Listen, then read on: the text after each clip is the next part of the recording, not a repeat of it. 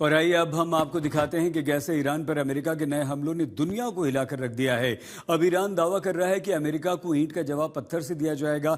ऐसे में आशंका इस बात की शुरू हो गई कि अगर ईरान और अमेरिका यहीं नहीं रुके तो क्या वर्ल्ड वॉर की स्थिति बन सकती है, क्योंकि पिछले दिनों अमेरिकी मिसाइलों ने ईरान के जिन पुलों को निशाना बनाया वो चीन और रूस के लिए भी महत्वपूर्ण हैं।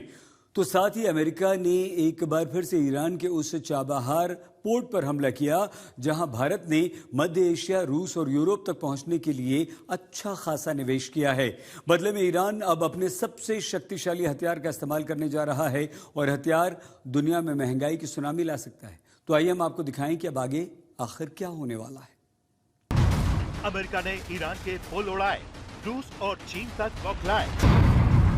क्या ईरान के पलटवार से आएगी दुनिया में आर्थिक सुनामी? हुर्मुज के बाद लाल सागर भी बंद करेगा ईरान, क्या होगा अंजाम? ईरान और अमेरिका की जंग दुनिया को महायुद्ध में झोंक देगी। अमेरिका ने बीती रात जिस तरह से ईरान पर ताबड़तोड़ बमबारी की है, उसके बाद अगला खतरा वर्ल्ड वॉर का दिखाई पड़ रहा है और इसकी कई वजह हैं। अमेरिका ने एक बार फिर ईरान के उस चाबहार पर हमला किया है जहां भारत ने मध्य एशिया, रूस और यूरोप तक पहुंचने के लिए अच्छा खासा निवेश किया है। ये हमला अमेरिकी लड़ाकू विमानों ने किया। एकदम तड़के 3 जोरदार धमाके सुने गए। अमेरिका ने यहाँ के वॉच टावर को हाल के दिनों में तीसरी बार निशाना बनाया है। उन पर 3 ताकतवर मिसाइलों से हमला किया गया। इस हमले से निगरानी टावर पूरी तरह ढह गए।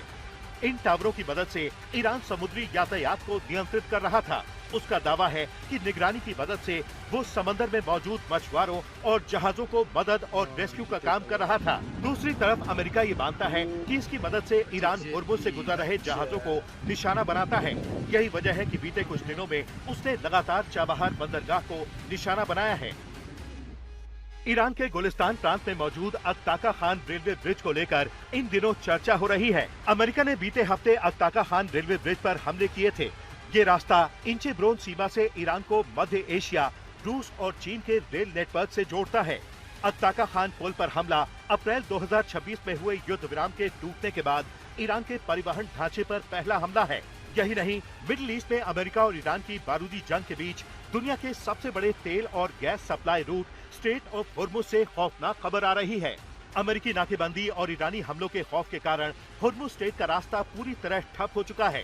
ताज़ा शिपिंग डेटा के मुताबिक गुरुवार को इस रास्ते से सिर्फ और सिर्फ 3 कमोडिटी जहाजों ने गुजरने की हिम्मत दिखाई, जो मई के बाद से सबसे कम दैनिक आंकड़ा है।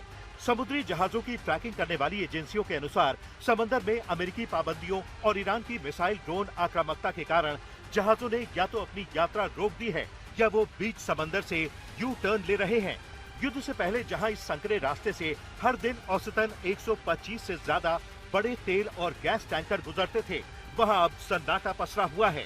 भले ही अमेरिका ईरान के पुल ध्वस्त करके, पावर प्लांट उड़ाकर और हुर्मुज की नाकेबंदी करके जंग में अपना पलड़ा भारी होता बता रहा हो। We're taking out all of their capability for anything having to do with the Strait, with the Hormuz Strait, and I think in the end we will end up just controlling the whole thing. And what they're doing is being very foolish, very stupid. लेकिन जंग में Iran अब अपने सबसे शक्तिशाली हथियार का इस्तेमाल करने जा रहा है, जिससे दुनिया में महंगाई की सुनामी आ सकती है। कच्चे तेल के दाम $200 प्रति बैरल के पार हो सकते हैं। स्ट्रेट ऑफ हुर्मुज अगर ईरान का ट्रम्प कार्ड है, तो वैसा ही ताकतवर हथियार बाब अल मंदेब कॉरिडोर है, जिसे ईरान अमेरिका पर दबाव बढ़ाने के लिए बंद कर सकता है।